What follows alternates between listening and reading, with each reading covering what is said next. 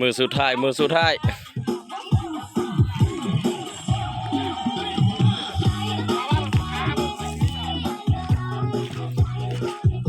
มือสุดท้ายมือสุดท้ายมาเด้อมาเด้อหอแล้วหอแล้วหอแล้วน้ำเย็นๆยันมันเย็นนะให้น้ำมันเย็นเย็นลายเย็นลายเย็นลายมันลูกนี่ปิ้งปลาทาอยู่นี่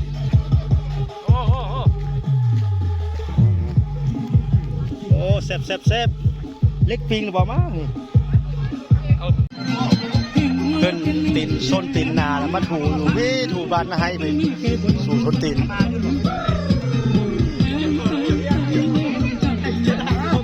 สาวนาเมืองสาวนาให้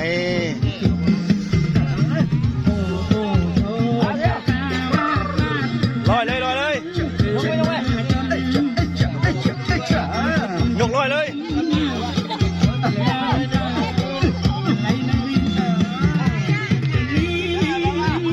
สาวงามบ้านนาให้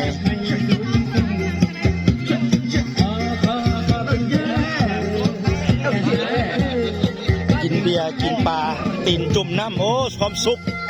สุดยอดอยู่เนี่ยความสุขดีเจเบรกแตกครับโดยดีเจกองตื่นใช้ชลาในตาโศกรูปรอพ่อประมาณหัวล้านพ่อสมควรทั้งนาทีทั้งการแสดงพี่น้องเห็นหน้าแต่ละคนนะครับไปยากไหมมาได้ทีแล้วปาร์ตี้มาแล้วเลยอ่านนะลงกุ้งจังห้างนี้กุ้งเยอะป่ะมาเด้อขอหน่อยต้องเลยเติมมาคอมเมนต์นะจำไปเยอะเลยบ่เห็นนะคอมเมนต์เลยผู้ส่งก็ไม่เติมกุ้งเยอะมาก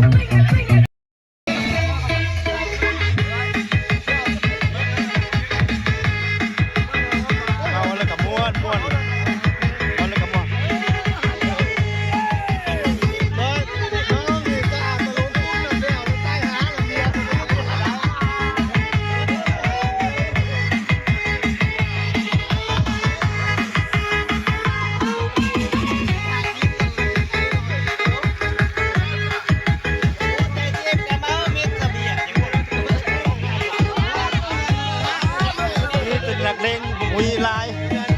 บโซลายโซกามลบในเขาบอกไม่ลายโซกามลบใน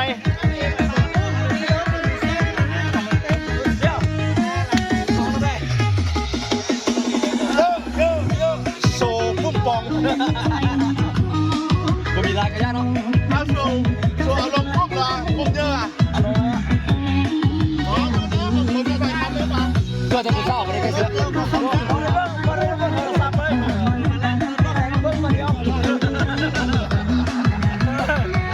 สาวน้ำเมืองสาวน้ำเบลน้ำเมือง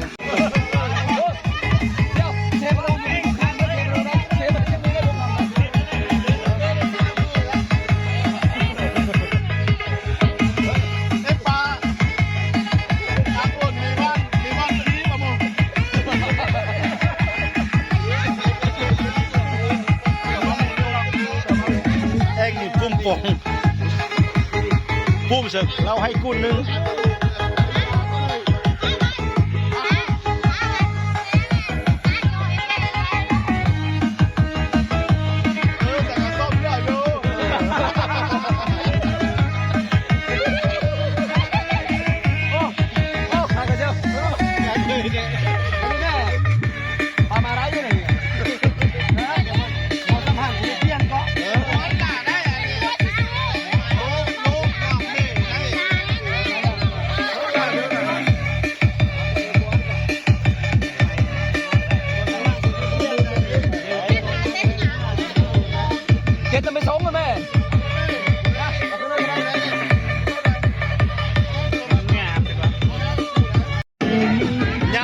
ขับลงบ้านนาไฮผู้สาวหน้าเมืองนาไฮอาบน้ำ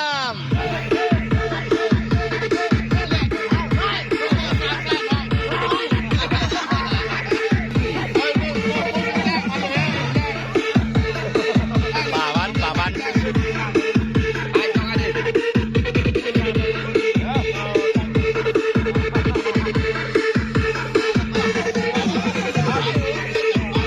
พันโทโยไม่เท่าเอแล้วเท่าอ่ะไปแม่ยังไงขี้คืนแม่ยังไงขี้คืนแม่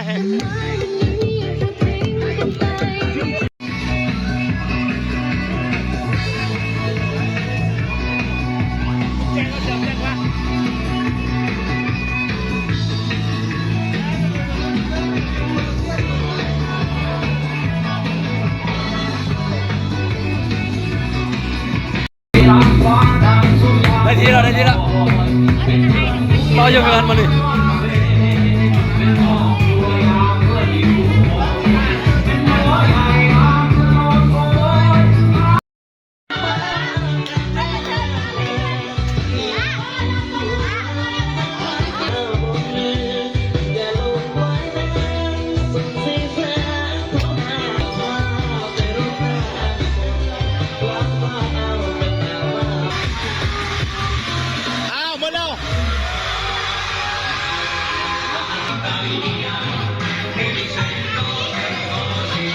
มันหลังเลี้ยวอ่ะหลังจากมาแต่บ้านนาไฮแล้วกลับมาเวททานด็อกเตอร์เพิ่นอะไรนึงเยี่ยมยาเพิ่นลาได้ใช้กระถาวิชาเรื่องปอกมอมไปโอมไปใช้ปอกมอมหมดแล้ววิชาเฮาสำนีได้วิชาเฮานะ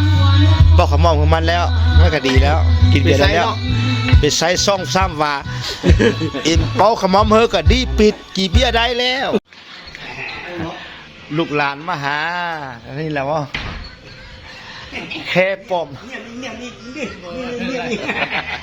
แค่ปอมอยู่ดีมาแหงตีมือฝ่ามือลูกหลานมายามไม่เลยลูกด้านปนาไฮมายามหมอพูดได้ปะได้นี่ยังเบิ้งชอบผู้เมียข่าวประมาณนั้นร้านแกมีเลยสมัยยากมาเต้นไอ้แหละไอ้วันไอ้หนูก็ดูร้านบะหมี่เลยอันนั้นว่าใส่ให้บอลเรื่องลุงจุ่มยู่นำลุงนำร้านปลาเงาเบอร์เบี้ยวใส่เขาหมูใส่ได้เบอร์เจ้าสะห้อนของผมใส่เนาะตากแดดโอ้ผมต้องมาเขาอยู่ดีไงเก็บเงินไปงานยุ่งใส่งานไปโซ่เกี่ยวกับไอ้นี่โดยลูกว่านั่งแม่ไหลแต่นะลูกเอเนี่ยเดียวกับอายุเจ็ดปีบ้านนี่บ้านอายจ้าโซยุบมาเวียงจันมาแล้วลงท้องแล้วก็ยากเข้าบ้านนี่นะจากปีเลยลุง8 ชิ้นเดียวอ๋อทุลูกหลานสิยันบ่ฮอดดอกลูกหลานกี่ปุ้ยโพดเอาพอนอนไปเท่าว่ะคือเก่าท่านนี่ก็บ่มีตัว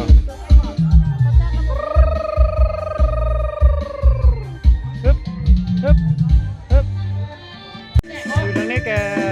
เริ่มค่อยชิบค่อยอย่างไปแล้วที่แกกินได้อยู่ได้อันน้อยๆจะเพิ่งก็ได้จุ่มไอ้จุ่มน้องนี่แกมีก็ละโอเคห้องเองกันเลยกินหลายแล้วงัวอะไรวิเลกิดก็คายกินละเขาก็กินตัวนึงแล้วอยู่ฮะ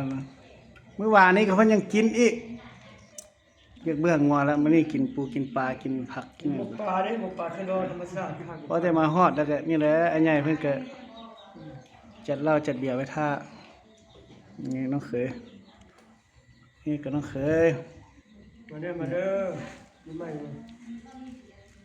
กินอุ่นสักก่อนมื้อนี้มาเลยสีเต้บ่อยากวางไม้เลยสีเต้เนี่ยบ่อยากวางไม้เลยมาเลยแต่ว่า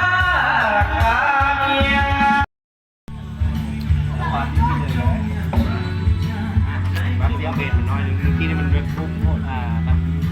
มันสำหรับคนวัยรุ่นที่แบบเน้นแบบเชี่ยวมายามตุ๊บนี่ก็ นะ เงินนั่นที่เล่น เขาหมด คุณหาแก้วนะมันมาขอยืม บ่ปกติแล้วหมดบ่ปกติเนาะเมา เลยพูดที่ไร เอ๊ะ บอกเนี้ยมา สิเต้มาแต่เรียงทอง เขาพูดถึงเลขเว้ยจากอาซาดูมาชื่อกิเลสคนนั้น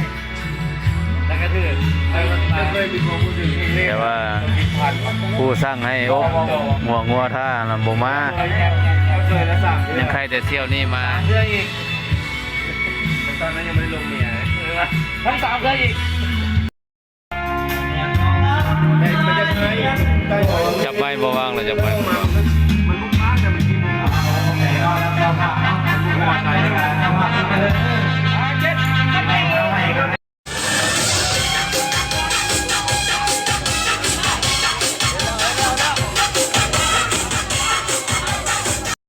รีวิวเงินเก่าเงิน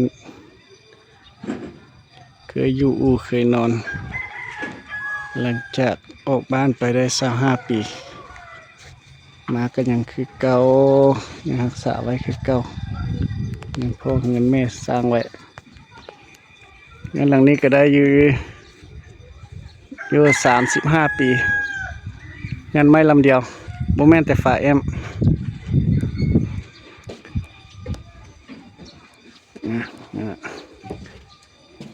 ทางในก็สิประมาณนี้แหละบนทางในเฮือน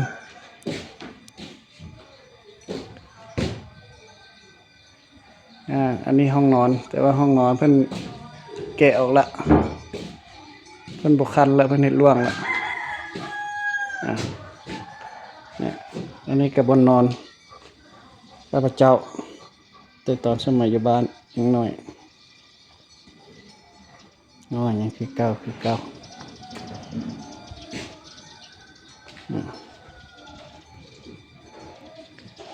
ตั้งอีหน่วยนี้ได้40 ปีละถือว่าอยู่ได้โดนสมควรแต่ว่าขามันนี่ขาหลังเลยได้เอาเหล็กทามแล้วเนี่ย